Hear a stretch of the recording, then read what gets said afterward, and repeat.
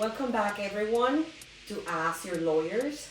Today we'll be introducing my other half and the other half of this firm, Scott Forster, my partner, who he's also an attorney, but he brings super cool stories that he's ready to share with you guys about his life, growing up, his past career, experiences, and of course, becoming an attorney and relocating all the way from New York to here, the state of Florida.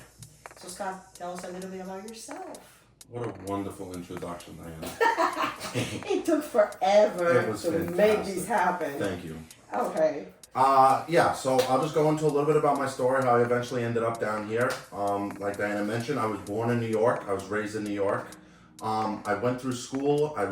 Grew up on Staten Island. I went to school there. I left for the Army after 9/11. As we all know, fellow New Yorkers, we observed a lot of 9/11 and it brought the country together. I joined the Army. I left for the military just after 9/11. I did 4 years active duty in the Army. I deployed to Iraq in 2003 to 2004 in the 2nd Infantry Division. I spent a year in Korea. I flew home from Korea. I took the NYPD exam. I flew back to Korea. And when I got out of the Army, the police were calling me, and I became a cop at 21. I joined the NYPD at 21. I was running around in Manhattan in the academy. I did a whole career in the police department. Did 17 years there, working overnights, different tours, different shifts, different boroughs, blah, blah, blah. Got promoted a few times and had a good career overall. Worked with a lot of great people. While I was a cop, I went to school at night to get my degrees and moving up. So I used to work the graveyard shift and go to school at night. I went to St. John's Law School and I worked the midnight shift after I would go to class and whatnot. I took the New York bar. I'm a licensed New York attorney, and then about a year later I took the Florida bar and I got licensed down here. So now I got licenses in a couple of states at this point. How many other states do you have licenses? New York, New Jersey, Florida, Texas, Montana. A lot of them are reciprocal, so I only had to take 2 bar exams, but it was really just like a paperwork formality type deal. In my off time, basically, working out and fitness was a huge part of my life. I even took a shot at MMA, got my ass kicked. I learned that wasn't for me. Turns out getting punched in your face is not really that fun. So I kind of put that on the back burner.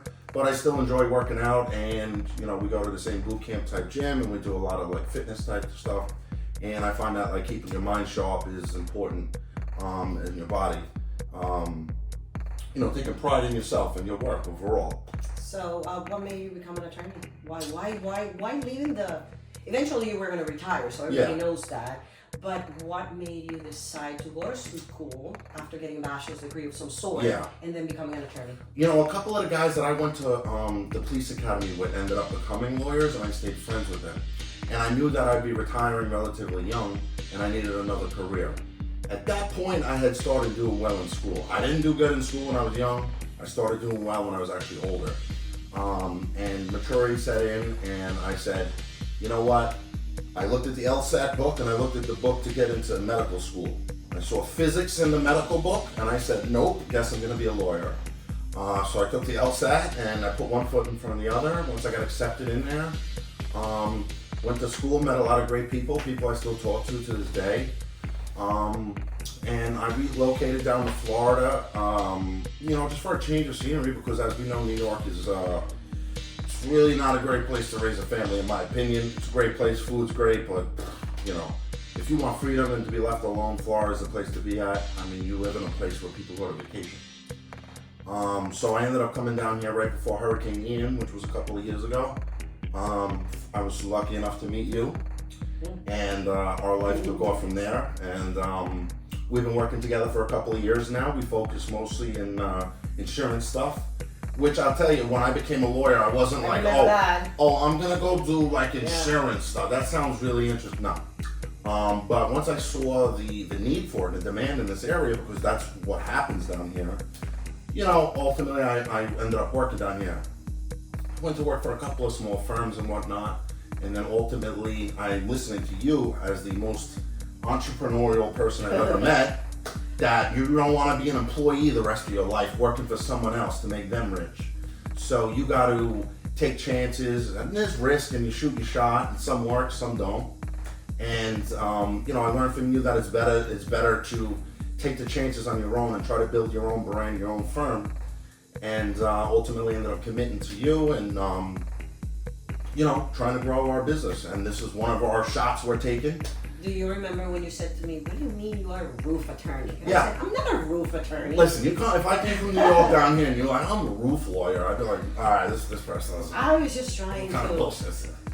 So Explain so to me. but I understand hurricanes, and that, because as soon as I moved down here, what happened 2 months later? Hurricane. Cat 5 hurricane, 150-mile-an-hour winds. Everyone lost their homes. So I saw like, okay, this is a huge area of law down here.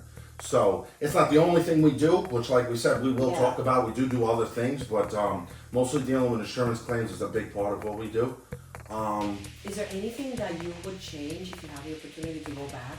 I wouldn't change necessarily anything in particular, but what I would have done is I probably would have went to college and did ROTC during college, and then did my time in the military as a commissioned officer, and then maybe went into JAG or something like that, and then got out. Whereas I went in as enlisted, and I'm filling sandbags, digging holes, and then when I got out, I had to go to school. So I kind of like had the bad run of it. Like I would have just kind of, I ultimately would have ended up in the same place, but I think I would have went about it a little bit different. Okay. Can you tell everybody how old were you when you joined the military? I joined at 17 years old. So you were a child. I was a senior in high school. I graduated early. It was 9/11, September. I joined and I was gone that January. So I was 17 and then I turned 18 in boot camp. I think that's important because it shocks me every time being a mom. Just knowing that my kid is somewhere out there trying to do the imaginable to save his country. Yeah. So sometimes people out there forget how much how difficult it is for mothers and like myself, knowing that you have a child and you're giving up your child for the freedom of your own country. You know, caring about veterans is also a big part of what I do. I went and got certified. I'm a VA certified lawyer. So, like, whenever I can help give back to other veterans or talk to them and things like that, I always try to do that because we share that fellow camaraderie. Same thing with fellow cops, retired cops. I always try to give a courtesy as much as I can to them because it's kind of like a brotherhood camaraderie thing you share with someone at some point in your life with that person, you know. And I don't regret it. They ended up paying for a lot of my college, and I get benefits from it. So yeah, it was a good thing. It was a good thing for me because in high school I was more of a rebellious type. I played a lot of sports, and I didn't really hear nothing from nobody. So I understand. Well, we're happy to have you here in Florida, Scott. As we I am need more people like yourself. Well, we need more attorneys, and we need more good human beings that are able to humanize our profession. We are seen or perceived to be people that are after the money more than anything, and I can only speak for myself and the ones that I do know. I do know a lot of great attorneys that have been mentors and they are my colleagues and they're just phenomenal people. So the perception out there that we are not what we really are sometimes seems to be erroneous. Yeah. You know, we always got to be positive and trying to lift each other up. Oftentimes we encounter people that just hate on other people when they see them doing well. At least I've had that experience that sometimes older people want to see you do good, but not better than them. And they try to do things, you know, to hurt you or whatever, or discredit you. And to those types of people, you just got to pay them no mind. And you know how you beat them? Like you said, shine them out. Yes. You're going to outshine them, and then you don't even pay them no mind. So, you know, what was that quote you were talking about? What was it? A man is guilty of all the good things he does not do. Well, I remember I told you that last week. Right. You remember that? And yeah, so to me, that quote is basically like we have a duty to ourselves, to our family, and to society in general to at least try to live to your best potential, okay? I understand things happen and whatnot, but we have a duty to try to do. Because for all the good things that we don't do that we could have done, it's a disservice to the people around us. So you are guilty of the good things you don't do. So try hard in one area of your life at least to do a little something to give back and be part of something bigger. Remember that we're just one among many. We are just part of this world, and I don't believe that I'm better than anybody else. I'm just the same. So here we are. This is who we are.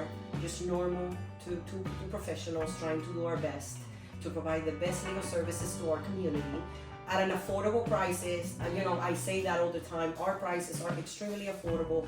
We are available 24/7. My clients or potential clients, they know that they have my cell number, his cell number, my email. I am available 24/7 for you guys. So I would really appreciate if you can subscribe to our channel. We are learning as we go. I promise this is going to get much better and more interesting. So here we are. Thank you Cool. so much. Thank you. Thank you. Next video, we will go more into our work areas, our specializations, so stay tuned for that. And other than that, till next time. Thank you guys.